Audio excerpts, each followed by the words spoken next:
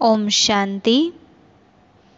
તારીખ 2 ઓક્ટોબર 2021। मीठा बाबाना मधुर महावाक्य।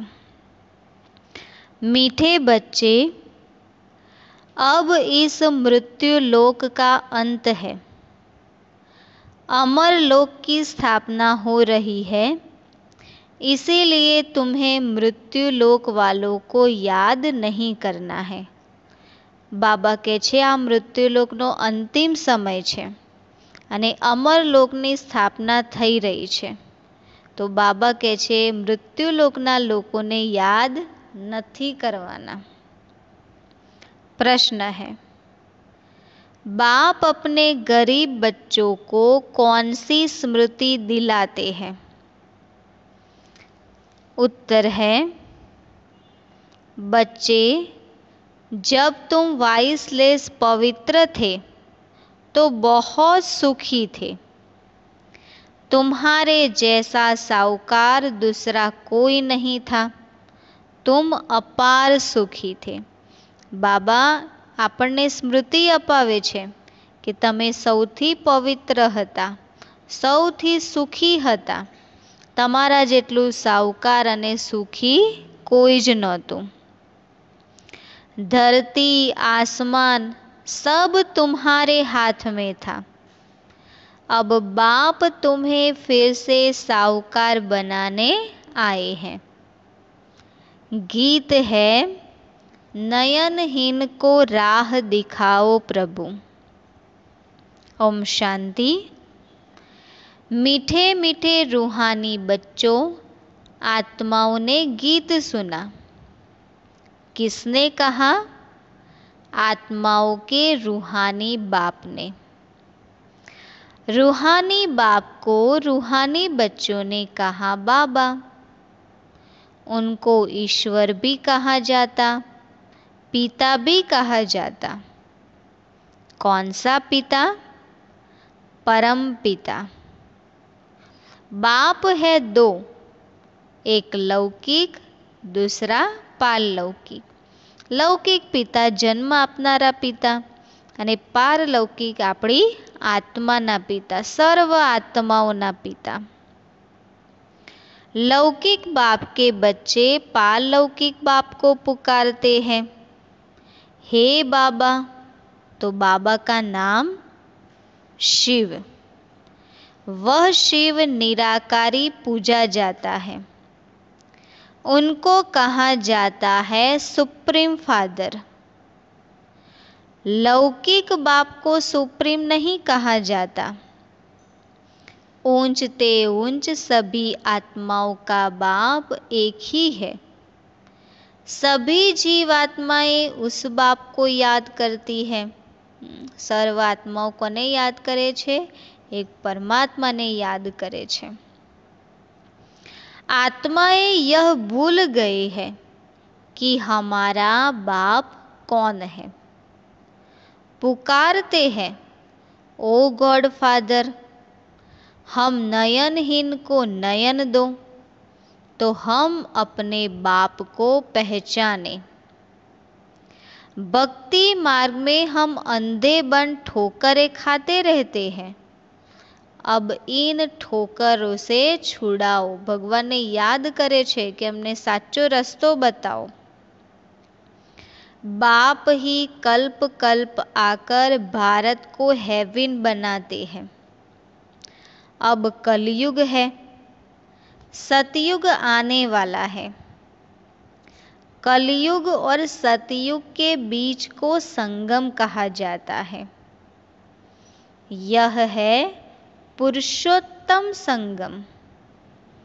बेहद का बाप आकर जो भ्रष्टाचारी बन गए हैं, उन्हों को श्रेष्ठाचारी पुरुषोत्तम बनाते। आ पुरुषोत्तम संगम युग छे कि જ્યારે स्वयं परमपिता परमात्मा आवे छे અને ભ્રષ્ટાચારી આત્માને શ્રેષ્ઠાચારી પુરુષોત્તમ બનાવે છે।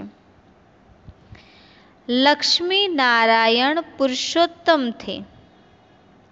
लक्ष्मी नारायण की डिनास्टी का राज्य था। यह बाप आकर स्मृति दिलाते हैं। तुम भारतवासी आज से 5000 वर्ष पहले स्वर्गवासी थे, अब नरकवासी हो। आज से 5000 वर्ष पहले भारत हेवन था। ભારત की बहुत મહિમા થી। આજથી 5000 વર્ષ પહેલા બાબા કહે છે ભારત સ્વર્ગ હતું અને ભારતની બહુ જ મહિમા હતી। અત્યારે પણ કહેવામાં આવે છે કે ભારત સોને કી ચિડિયા थी। सोने हीरे के महल थे, अब तो कुछ नहीं है। उस समय और कोई धर्म नहीं था, सिर्फ सूर्यवंशी थे। चंद्रवंशी पीछे आते हैं। बाप समझाते हैं तुम ही सूर्यवंशी थे। अब तक लक्ष्मी नारायण के मंदिर बनाते रहते हैं, परंतु लक्ष्मी नारायण का राज्य कब था, कैसे राज्य पाया, यह किसी को पता नहीं।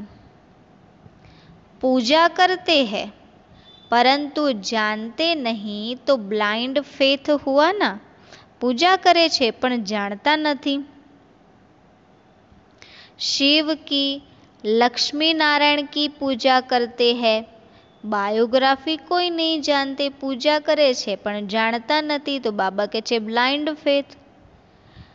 भारतवासी खुद कहते हैं हम पतित हैं। हे पतित पावन बाबा आओ, आकर हमको दुखों से, रावण राज्य से लिबरेट करो। बाप आकर सबको लिबरेट करते हैं।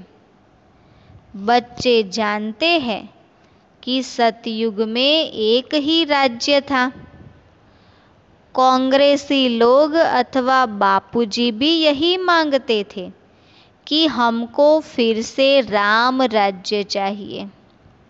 हम स्वर्गवासी बनना चाहते, बधाए ઈચ્છે છે કે રામ રાજ્ય હોય, ફરીથી ભારત સ્વર્ગ બની જાય, ફરીથી સુખની दुनिया આવી જાય। अब नरकवासियों का क्या हाल है, देख रहे हो। इनको कहा जाता है हेल, डेविल वर्ल्ड। यही भारत डीटी वर्ल्ड था, अब डेविल वर्ल्ड बन गया है। आज भारत पवित्र राज्य હતું અને અત્યારે બાબા કહે છે अपवित्र, पतित बनी गયું છે। बाबा समझाते हैं तुमने 84 जन्म लिए हैं, न कि 84 लाख। यह तो शास्त्रों में गपोड़े लगा दिए हैं। आज से 5000 वर्ष पहले सदगति मार्ग था। वहाँ न भक्ति न दुख का नाम निशान था। उनको सुखधाम कहा जाता है। बाप समझाते हैं तुम असल में शांति धाम के रहने वाले हो। तुम यहाँ पार्ट बजाने आए हो। पुनर्जन्म 84 होते हैं, न कि 84 लाख। बाबा के छे आत्मा 84 जन्म ले छे, न कि 84 लाख। अब बेहद का बाप आया है तुम बच्चों को बेहद का वर्षा देने। बाप तुम आत्माओं से बात करते हैं और सत्संगों में मनुष्य मनुष्य को भक्ति की बातें सुनाते हैं। आधा कल्प जब भारत स्वर्ग था, एक भी पतित नहीं था, अब एक भी पावन नहीं है। बाबा કહે છે જ્યારે પવિત્ર દુનિયા હતી તો એક પણ આત્મા પતિત નહોતી। અત્યારે બાબા કહે છે પતિત દુનિયા છે તો એક પણ પાવન આત્मा નથી। यह है पतित दुनिया। बाप समझाते हैं, गीता में कृष्ण भगवानुवाच लिख दिया है।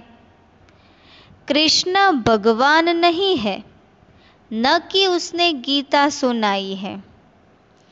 यह लोग अपने धर्म शास्त्र को भी नहीं जानते, अपने धर्म को ही भूल गए हैं। धर्म मुख्य है 4। पहले आदि सनातन देवी देवता धर्म सूर्यवंशी, पीछे चंद्रवंशी। दोनों को मिलाकर कहते हैं देवी देवता धर्म। वहाँ दुख का नाम नहीं था। 21 जन्म तुम सुखधाम में थे, फिर रावण राज्य भक्ति मार्ग शुरू होता है। बाबा કહે છે 21 જન્મ સુધી તો સુખધામમાં હતા, પછી દ્વાપર યુગથી બાબા કહે છે રાવણ રાજ્ય ભક્તિ માર્ગની શરૂઆત થાય છે। शिव बाबा कब आते हैं? जब रात होती है। भारतवासी घोर अंधियारे में आ जाते हैं, तभी बाबा आते हैं। गुड़ियों की पूजा करते रहते हैं, एक की भी बायोग्राफी नहीं जानते। भक्ति मार्ग में अनेक धक्के खाते हैं। तीर्थों पर जाओ, फेरा लगाओ, कोई प्राप्ति नहीं है। बाप कहते हैं, मैं आकर तुमको ब्रह्मा द्वारा यथार्थ ज्ञान सुनाता हूँ। पुकारते हैं कि हमको सुख धाम और शांति धाम की राह बताओ। बाप कहते हैं, आज से 5000 वर्ष पहले हमने तुम्हें बहुत साहूकार बनाया था। इतना धन दिया, फिर कहाँ गवाया? बाबा કહે છે 5000 વર્ષ પહેલા મેં તમને સાહુકાર ધનવાન બનાવ્યા હતા, तो ये બધું ધન ગયું ક્યાં? तुम कितने साहूकार थे? भारत कौन कहलावे? भारत ही सबसे ऊंचे से ऊंचा खंड था। वास्तव में सबका यह तीर्थ है, क्योंकि पतित पावन बाप का बर्थ प्लेस है।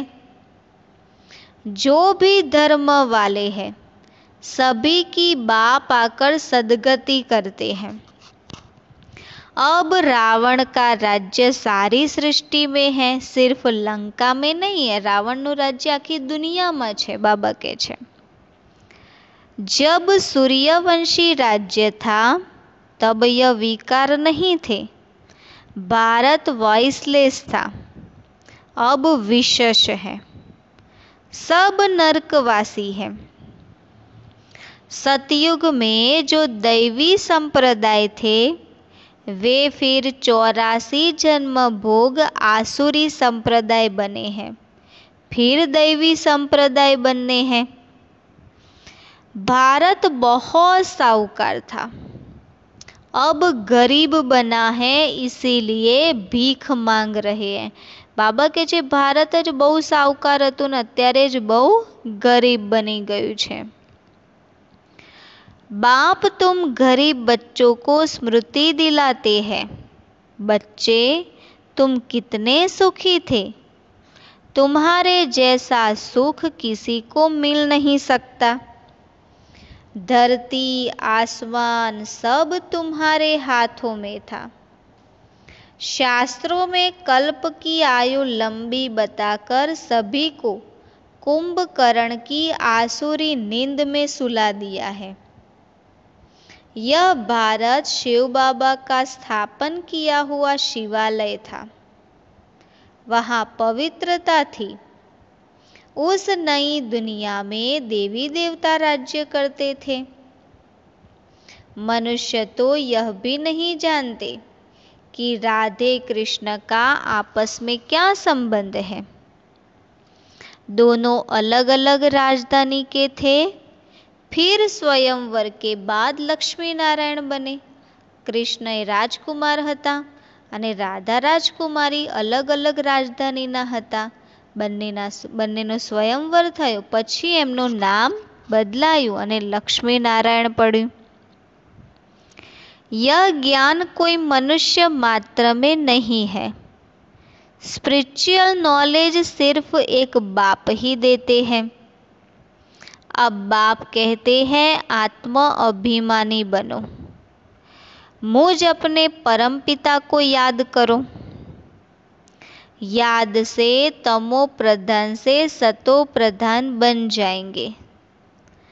तुम यहाँ आते हो मनुष्य से देवता अथवा पति से पावन बनने. अब यह है रावण राज्य. भक्ति में रावण राज्य शुरू होता है. सब भक्ति करने वाले रावण के पंजे में है. सारी दुनिया 5 विकारों रूपी रावण की कैद में है. શોક વાટિકામાં આખી દુનિયા બાબા કહે છે રાવણની કેદમાં છે અને આખી દુનિયા એક શોક વાટિકા બની ગઈ છે. બધા જ આમાં પુરાયેલા છે. बाप आकर सबको लिबरेट कर गाइड बन साथ ले जाते हैं. उसके लिए यह महाभारत लड़ाई है जो 5000 वर्ष पहले लगी थी. अब बाप फिर से स्वर्ग बना रहे हैं. ऐसे नहीं कि जिनको धन बहुत है वह स्वर्ग में है. अभी है ही नर्क. बहु पैसो छे तो એવું નથી કે ભાઈ સ્વર્ગમાં છે. બાબા કહે છે તો અત્યારે નર્કમાં જ. पतित पावन बाप को कहा जाता है न कि नदी को. यह सब है भक्ति मार्ग. यह बातें बाबा ही आकर समझाते हैं. अब यह तो जानते हो, एक है लौकिक बाप, दूसरा है पारलौकिक, तीसरा है अलौकिक. एक लौकिक बाप, बीजा छे पारलौकिक शिव बाबा, त्रीजा छे अलौकिक ब्रह्मा बाबा. अब पारलौकिक बाप शिव बाबा ब्रह्मा द्वारा ब्राह्मण धर्म स्थापन करते हैं. ब्राह्मणों को देवता बनाने के लिए राजयोग सिखलाते हैं. आत्मा ही पुनर्जन्म लेती है. आत्मा ही कहती है मैं एक शरीर छोड़ दूसरा लेती हूँ. बाप कहते हैं अपने को आत्मा समझ, मुझ बाप को याद करो तो तुम पावन बनेंगे. कोई भी देहधारी को याद नहीं करो. अब मृत्यु लोक का अंत है. अमर लोक की स्थापना हो रही है. बाकी सब अनेक धर्म खलास हो जाएंगे. सतयुग में एक ही देवी देवता धर्म था. फिर चंद्रवंशी राम सीता त्रेता में थे. तुम बच्चों को सारे चक्र की याद दिलाते हैं. शांति धाम और सुख धाम की स्थापना बाप ही करते हैं. मनुष्य मनुष्य को सद्गति दे नहीं सकते. वह सब है भक्ति मार्ग के गुरु. बाबा કહે છે એક મનુષ્ય બીજી મનુષ્ય આત્માની સદગતિ કરી શકે नहीं. अभी तुम हो ईश्वरीय संतान. बाबा से राज्य भाग्य ले रहे हो. यह राजधानी स्थापन हो रही है. प्रजा तो बहुत बननी है. बाबा કહે છે प्रजा तो घणी बनशे. कोटों में कोई राजा बनते हैं. सतयुग को कहा जाता है फूलों का बगीचा. अब है कांटों का जंगल. रावण राज्य बदल रहा है. विनाश होना है. बाबा કહે છે જે રાવણનું રાજ્ય છે કાંટાનું જંગલ હવે એનો વિનાશ થવાનો છે અને સતયુગી નવી દુનિયા ફૂલોનો બગીચો बनवानो छे. यह ज्ञान अब तुमको मिल रहा है. लक्ष्मी नारायण को यह ज्ञान नहीं रहता, प्रायः लोप हो जाता है। भक्ति मार्ग में बाप को कोई भी यथार्थ नहीं जानते। बाप है रचयिता। ब्रह्मा विष्णु शंकर भी रचना है। तो कोनी रचना छे? बाबानी। बाबा एमनी रचना करे छे, ब्रह्मा विष्णु अने शंकरनी। सर्वव्यापी कहने से वर्षे का हक खत्म हो जाता है। बाबा आकर सबको वर्षा देते हैं। 84 जन्म वही लेते हैं जो पहले पहले सतयुग में आते हैं। क्रिश्चियन लोग करके 40 जन्म लेते होंगे, कारण के धर्मनी स्थापना थाय छे द्वापर युग में। एक भगवान को ढूंढने के लिए कितने धक्के खाते हैं। अब तुम धक्के नहीं खाएंगे, कारण के हवे तो आपने बाबा मળી ગયા છે। एक बाप को याद करो तो तमो प्रधान से सतो प्रधान बन जाएंगे। यह है यात्रा, यह है गॉड फादरली यूनिवर्सिटी। तुम्हारी आत्मा पढ़ती है। साधु संत कह देते आत्मा निर्लेप है, पण आत्मा निर्लेप होय तो बीजा जन्ममां जे एने जन्म मळे छे तो ए तो कर्मोना आधारे ज मळे छे। तो निर्लेप आत्मा तो होई ज ना शके। हाँ, एना उपर संस्कारो अने कर्मो तो ए साथे लईने ज जाय छे। लेकिन आत्मा ही कर्मों अनुसार दूसरा जन्म लेती है। आत्मा ही अच्छा या बुरा कर्म करती है। इस समय कलयुग में तुम्हारे कर्म विकर्म होते हैं। सतयुग में तुम्हारे कर्म अकर्म होते हैं। अत्यारे बाबा कहे छे कि जेनी विनाशकाळी विपरीत बुद्धि छे तो ए कर्म करशे तो बाबा कहे छे विकर्म बनशे। जे परमात्मानी यादमां जे कर्म करशे ए श्रेष्ठ कर्म बनशे। अने बाबा कहे छे सतयुगमां आपणा कर्म होय छे अकर्म, एनुं कोई बंधन नथी। अत्यारे आपणे जे श्रेष्ठ कर्म करीए छीए ए कर्मोनुं प्रारब्ध एटले के फळ आपणे सतयुगमां भोगवीए छीए। वहाँ विकर्म होता नहीं, वह है पुण्य आत्माओं की दुनिया। अच्छा, मीठे मीठे सिकिल दे बच्चों प्रति माता पिता बाप दादा का याद प्यार और गुड मॉर्निंग। रूहानी बाप की रूहानी बच्चों को नमस्ते। हम रूहानी बच्चों की रूहानी बाप दादा को याद प्यार, गुड मॉर्निंग और नमस्ते। धारणा के लिए मुख्य सार। पहली पॉइंट, एक बाप से बेहद का वर्षा लेना है, श्रेष्ठ कर्म करने हैं। जब बाप मिला है तो किसी भी प्रकार के धक्के नहीं खाने हैं। बाबा मळ्या छे तो बाबा के हवे क्यांय धक्का खावानी जरूर नथी। बेहदना बाबा मळ्या छे तो बेहदनो वारसो लेवानो छे अने बेहदनो वारसो लेवा माटे श्रेष्ठ ते श्रेष्ठ कर्म करवाना छे। दूसरी पॉइंट, बाप ने जो स्मृति दिलाई है उसे स्मृति में रख अपार खुशी में रहना है। बाबा आपने स्मृति अपावी छे कि आपणे सतयुगना मालिक हता। हाँ, तो ये स्मृति याद राखवानी छे अने अपार खुशी में रहवानुं छे। कोई भी देहधारी को याद नहीं करना है, कोई पण देहधारी ने याद नहीं करवाना। वरदान, निमित्तपन की स्मृति द्वारा अपने हर संकल्प पर अटेंशन रखने वाले निवारण स्वरूप भव। निमित्त बनी हुई आत्माओं पर सभी की नजर होती है, इसीलिए निमित्त बनने वालों को विशेष अपने हर संकल्प पर अटेंशन रखना पड़े। जे निमित्त आत्माओं छे एमना पर विशेष ध्यान होय छे। એટલા માટે બાબા કહે છે આપણે આપણા વિચાર પર, આપણા સંકલ્પ પર, આપણી વાણી પર, આપણા કર્મ પર विशेष अटेंशन रखવું પડે।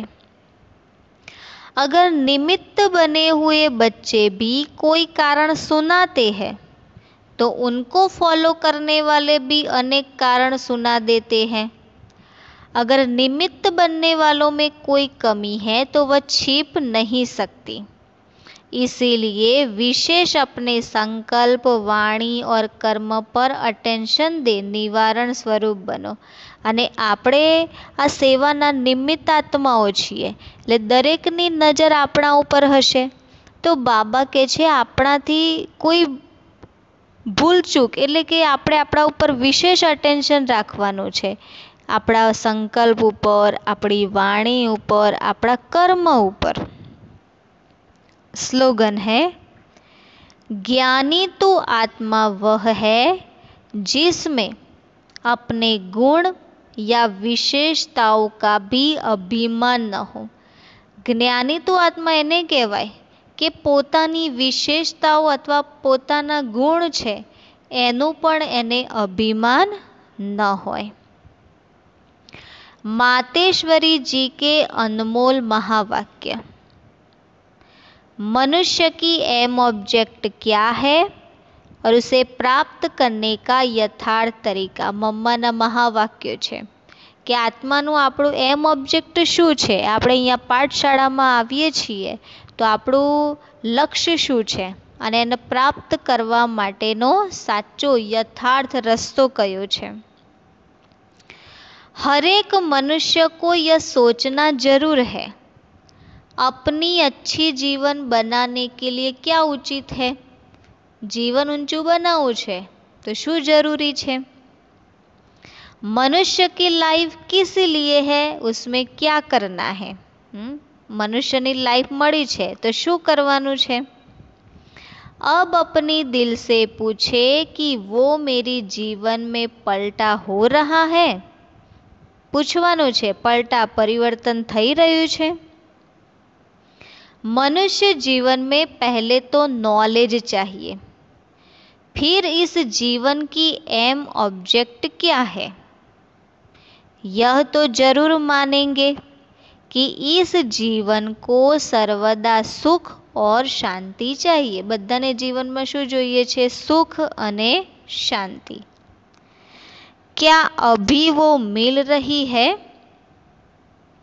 इस घोर कलयुग में तो दुख अशांति के सिवाय और कुछ है ही नहीं। तो अब सोचना है सुख शांति मिलेगी कैसे।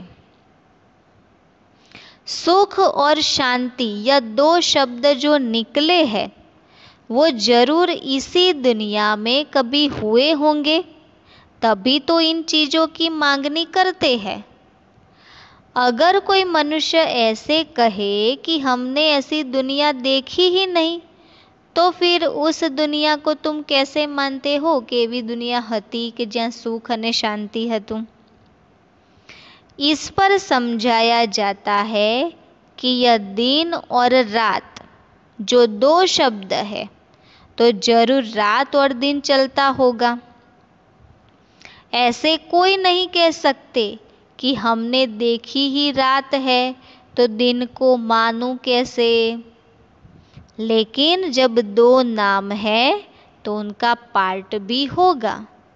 वैसे हमने भी सुना है कि इस कलयुग से कोई ऊंची स्टेज भी थी जिसको सतयुग कहा जाता है। ने बधा कहे पण छे कि पहला भाई स्वर्ग हतुं, सतयुगी दुनिया हती।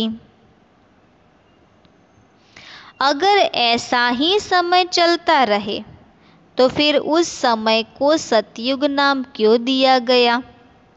तो यह सृष्टि अपनी स्टेज बदलती रहती है, जैसे किशोर, बाल, युवा, वृद्ध बदलते रहते हैं, वैसे सृष्टि भी बदलती रहती है कि पहला सतयुग, पछी त्रेतायुग, द्वापर युग, कलयुग, आ संगम युग, फरीथी सतयुग आवशे। आज की जीवन और उस जीवन में कितना फर्क है। तो उस श्रेष्ठ जीवन को बनाने का प्रयत्न करना है। अब दूसरी पॉइंट, निराकारी दुनिया, आकारी दुनिया और साकारी दुनिया का विस्तार। 3 दुनिया, निराकारी दुनिया, आकारी અને साकारी, એના વિશે કહે છે। इस पूरे ब्रह्मांड के अंदर 3 दुनियाएं हैं। एक है निराकारी दुनिया, दूसरी है आकारी, तीसरी है साकारी। अब यह तो जान लिया कि निराकार सृष्टि में तो आत्माएं निवास करती है और साकार सृष्टि में साकार मनुष्य संप्रदाय निवास करते हैं। निराकारी दुनिया છે કે જે પરમાત્મા છે અને નિરાકાર આત્માઓ, અને સાકારી દુનિયા કે જે અત્યારે મનુષ્ય આત્માઓ છે। बाकी है आकारी सूक्ष्म सृष्टि, જેને सूक्ष्मधाम। अब विचार चलता है, क्या यह आकारी सृष्टि सदा ही है या कुछ समय उसका पार्ट चलता है? दुनियावी मनुष्य तो समझते हैं सूक्ष्म दुनिया कोई ऊपर है, वहाँ फरिश्ते रहते हैं, उसको ही स्वर्ग कहते हैं, वहाँ जाकर सुख भोगेंगे। लेकिन अब यह तो स्पष्ट है कि स्वर्ग और नर्क इस सृष्टि पर ही होता है। ऊपर कोई एवी दुनिया नहीं कि ज्यां स्वर्ग होय। आज दुनिया है कि जेना ऊपर स्वर्ग पण होय छे अने नर्क पण होय छे। बाकी यह जो सूक्ष्म आकारी सृष्टि है, जहाँ शुद्ध आत्माओं को साक्षात्कार होता है, वो तो द्वापर से लेकर शुरू हुए हैं। जब भक्ति मार्ग शुरू होता है तो इससे सिद्ध है निराकार सृष्टि और साकार सृष्टि सदा है ही है। बाकी सूक्ष्म दुनिया सदा तो नहीं कहेंगे, उसमें भी खास ब्रह्मा विष्णु शंकर का साक्षात्कार इस समय हमको होता है, क्योंकि इसी समय परमात्मा 3 कर्तव्य करने के लिए 3 रूप रचते हैं। એટલે જે સૂક્ષ્મધામ છે હંમેશા માટે નથી હોતું, એ આ થોડા સમય માટે જ હોય છે।